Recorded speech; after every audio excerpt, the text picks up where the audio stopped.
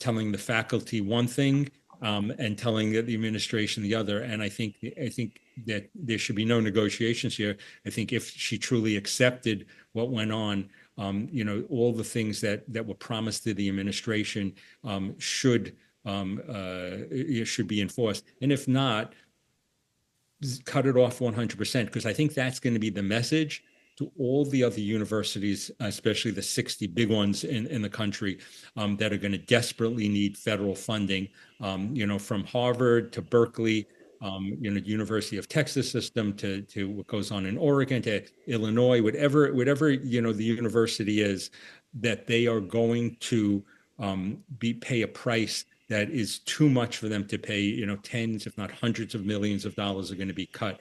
And that's the only way to take control of this. What's gone? Because the one thing you could just ask yourself, if you're saying, if the same thing was done to any other minority, ethnic, religious group, what would have gone on those campuses? If an African Americans were treated like this, if Latinos were treated as LGBTQ plus were treated like this, we can just go on and on. None of this would have been accepted whatsoever. What was done for Jewish students was beyond it a double standard, and that is by definition anti-Semitism. Do you think that there's a possibility of snapback anti-Semitism as a result of these crackdowns? You mean people becoming anti-Semitic because of this? Yeah. I we can negotiate with ourselves all the time, but the anti-Semites will be there. Will people resent what's going on? I think a lot of people, common sense people, saw what was going on and that the inmates were running the universities. And, I think we'll be relieved that universities go back, that they're places where they can learn and there's no fear. And that, I think it begins by getting rid of the masks. That no encampments. There is a protocol that was written by the University of Chicago that makes it very clear the university should be neutral. And there's much more to it than that. And a couple of universities have picked up on this. I think WashU might be one of them. But there's a few universities that have picked up. And there is a way for universities to go back to what they are, but they have to have consequences against these anarchists. And by the way, we should stop referring to them as pro-Palestinian groups. These are pro-Hamas groups. These are pro-jihad groups. They are giving support not to the Palestinian people. They are giving support to jihadists. And you see that in they have flags, they have ISIS flags, they have Hamas flags, they have that's what, and you listen to their chants. We're not talking about because if you were truly pro-Palestinian, you would be anti-Hamas, you'd be anti-radical jihadism. Right. I think we had this conversation earlier. Maybe you said it at the beginning, that the planning for these protests and the whole idea of it started in the 90s, that these folks got together and said, look, we need a plan, and the way to do this is to frame this as oppression, and to frame it as colonialism, and that, but it goes back 30 years or so. So they had a long time to prepare. And I heard a podcast with the president from the Chicago school, who said that the hard thing for so many presidents is that the faculty, ends up running the show. It's not even the students who are doing it; it's the faculty who are sort of twisting arms back there, which is itself very concerning. Cowardly administrators. The faculty, we basically have a radicalized faculty. And we're not even talking about tenured professors. Most of the radicals are non-tenured that could be fired, that they would have consequences. And that's what we should be doing. When you have any student involved in any violence, taking away the rights of another student on campus, that they can't walk into a place on campus because they say it's a no Zionist zone. Those students should be immediately expelled. You need to you need to have a harsh hand here that is commensurate with the danger that has been allowed to go on. So I don't know that you have an answer for this, but look, I meet a lot of 20-year-olds, and I have relatives who are on campuses, and these are people who are, to my mind, a little confused about the world, but they have legitimate concerns for the Palestinian people, and they can't, and that's where their focus is, and they're still seeing Israel as the oppressor, but their place starts for these kids that I know, that they have concern for humanity. And so, what are we to do with that? And now, the leaders of these folks clearly have their own set, and there's certainly a segment of that population which is against it. But there are people who are involved in it who really think that they're out doing good in the world. And how do we combat that?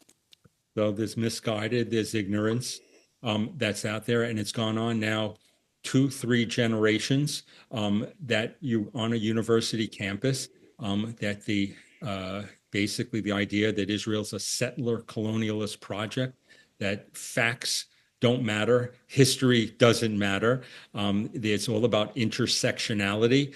That you basically you must stand with other marginalized groups. It explains the craziness of LGBTQ groups aligning with radical Islamists that would cut off their heads if they acted that way back in their home countries. Right. Uh, so you have this red-green alliance, radical Islamism with the far left, and we shouldn't tolerate it. Freedom of speech, you can do that as long as number one, you're not committing violence, as long as you are not intimidating other people, as long as you're not shouting down other people.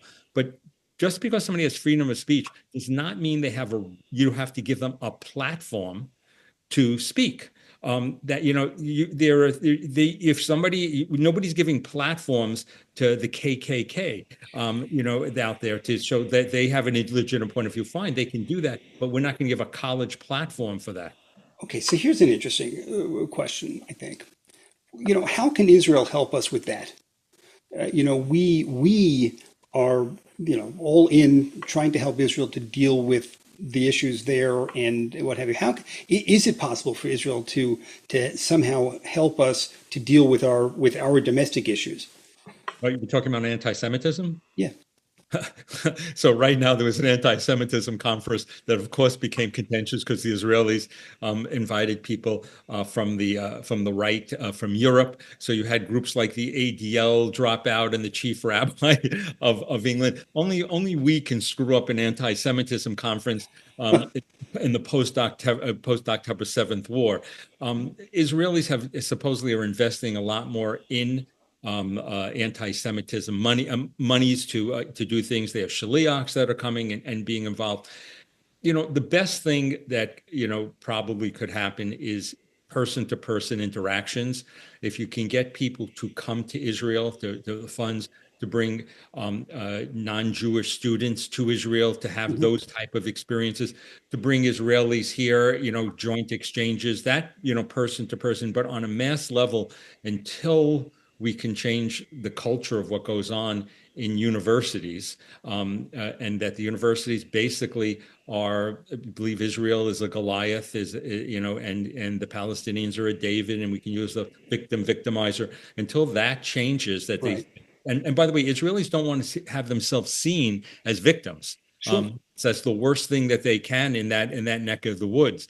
For us, it could be a way that we can maybe present it to Jews that they really are the victims, but the Israelis don't want them to be self-portrayed that way. And by the way, the same way you mentioned the generational necessity, that it's going to take a few generations.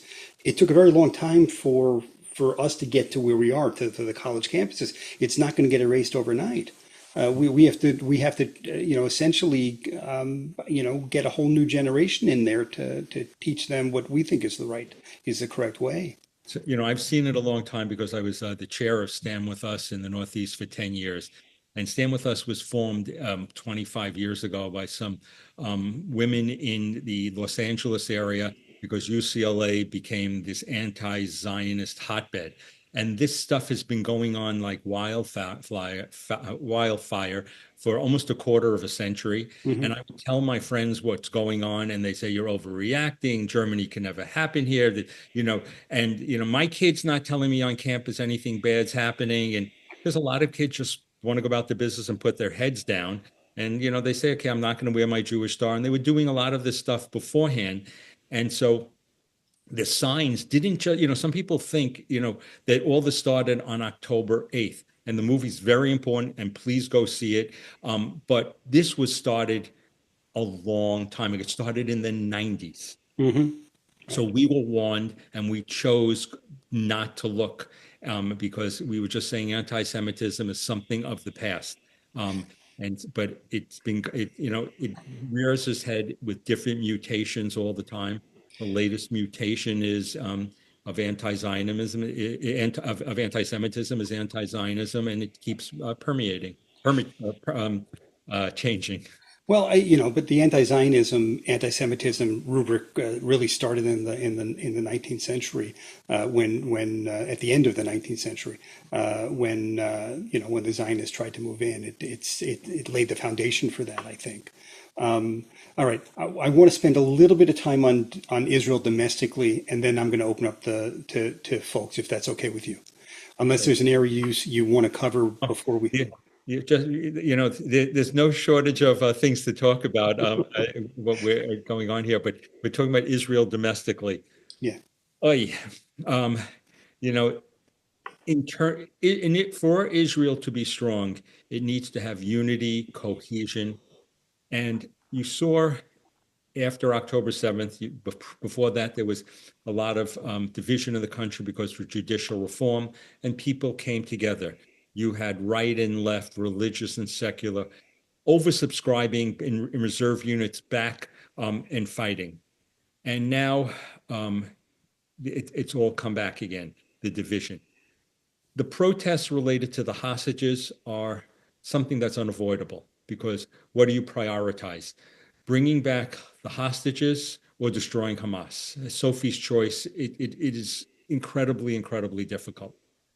But the current Israeli government has invited division where it didn't need to be. We're during a war right now, that they decided to fire or trying to fire the attorney general, the head of the Shin Bet, analogous kind of to our FBI or MI5, that they're bringing back. They just passed something on judicial reform now.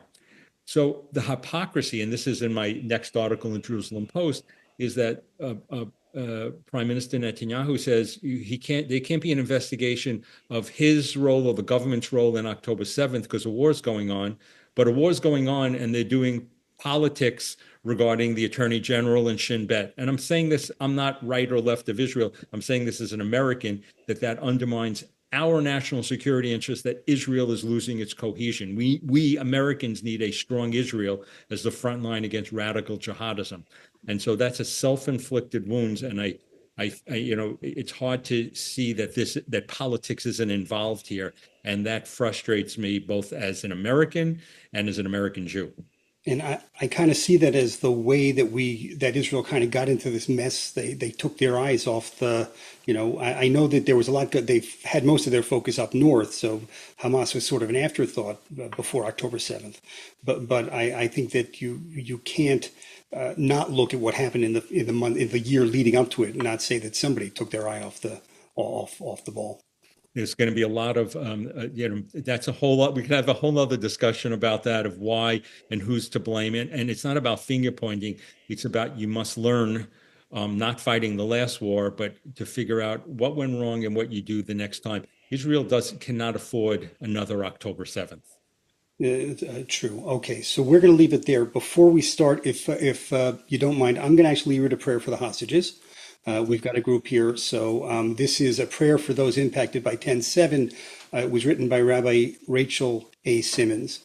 O God, who comforts the brokenhearted, we raise our voices to you in pain, in hope, and in urgent plea on behalf of those taken hostage by Hamas. May those who have been rescued or released find strength, comfort, renewal, and healing in the embrace of their loved ones. May your presence be a balm to their hurting bodies and hearts. May those still held captive soon be free from anguish and brutality. May they feel the unending love of your presence and the support of the Jewish people throughout the world.